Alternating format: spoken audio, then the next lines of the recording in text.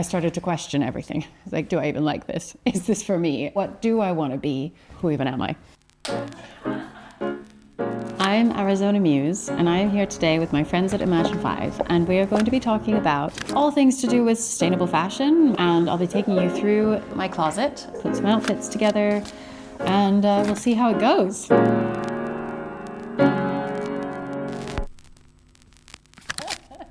I'm a very unlikely candidate for the life that I have right now, actually. I'm a climate activist and I'm deep in the fashion industry, and I never thought that either of those things would happen to me. I didn't really know what I wanted to be when I was going to grow up. I definitely hadn't considered modeling, and then modeling happened to me.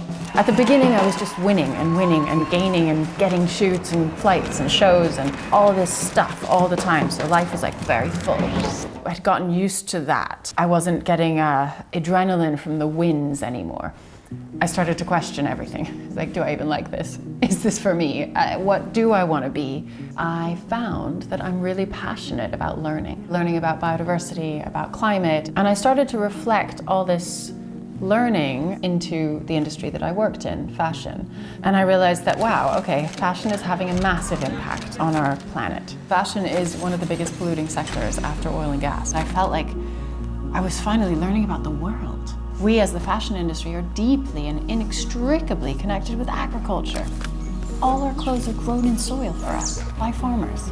I didn't grow up thinking about that. I didn't say, thank you, farmer, for growing my clothes for me when I got dressed in the morning. What is the biggest thing I could do? How could I have the most impact? It's to work with soil.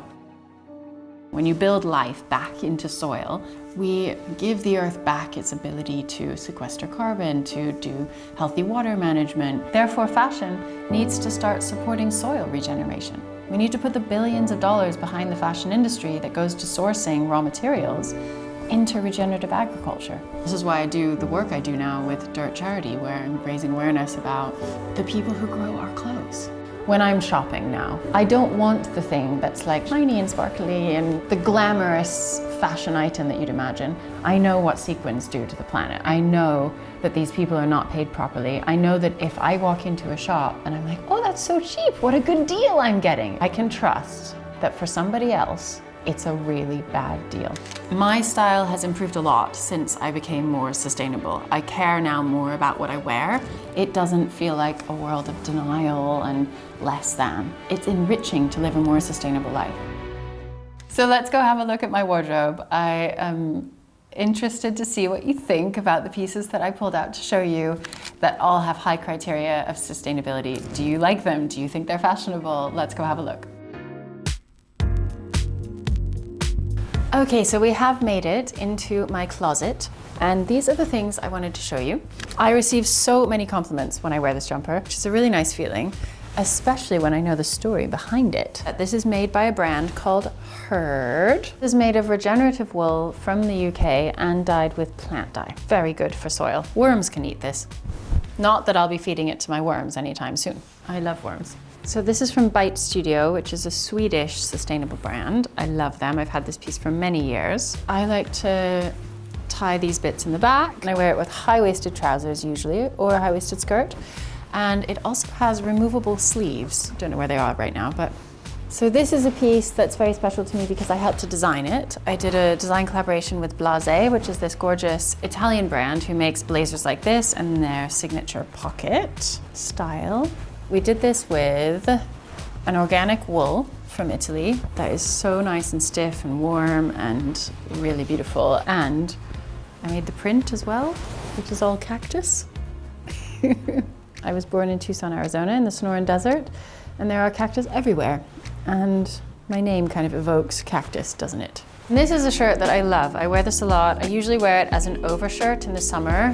This is very special because it's made of pea silk, which is the kind of silk that no silkworms were harmed in the making of. Normally silkworms get boiled to get the silk cocoon off of them. In pea silk, you cut it open and let the moth fly out, which is nicer for the moth, don't you agree? And this was dyed with plant dye using a very traditional technique. This is a tiny little brand called Delfina.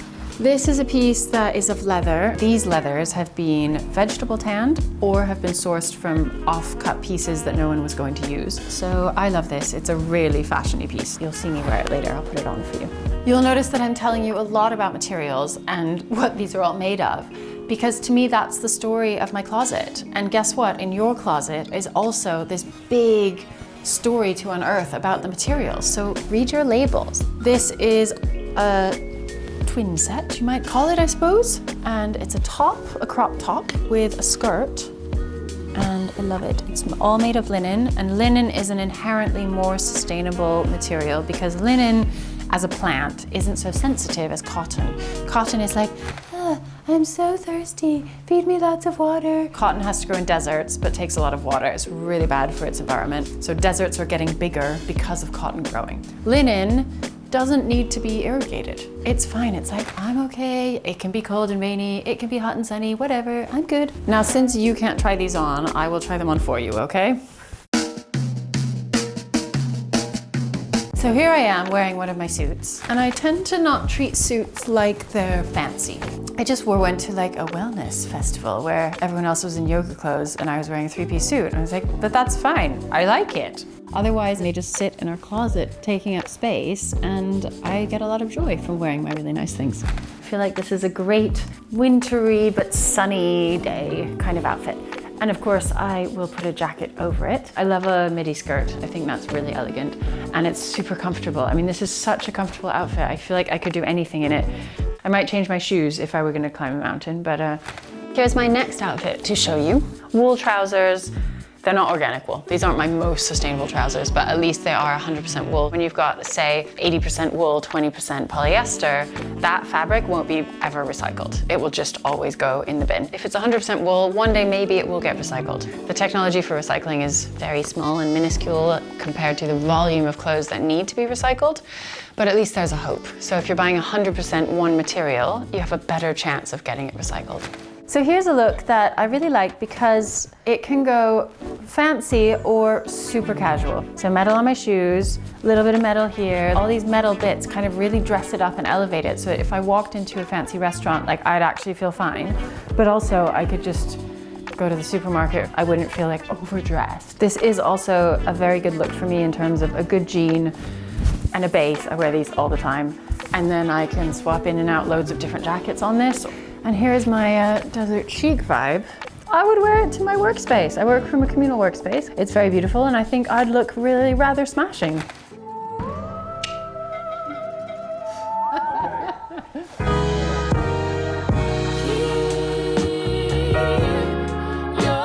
So, 5 tips to live a much more sustainable life with a much more sustainable wardrobe. Number 1, buy secondhand.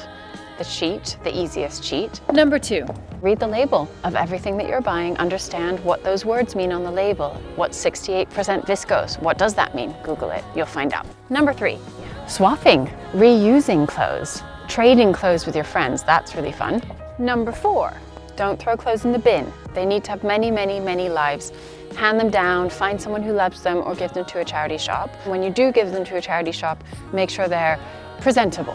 Charity shops can't keep things that aren't presentable, which means they throw them in the bin. So you're just kind of putting the onus and the blame onto somebody else, but the same thing is happening to the garments. And number 5, be active with your policymakers. Write to them. Tell them that you care about laws that protect the planet from the devastation of the fashion industry. We can make regulations that mean that all the fashion brands have to keep a better, higher sustainability standard.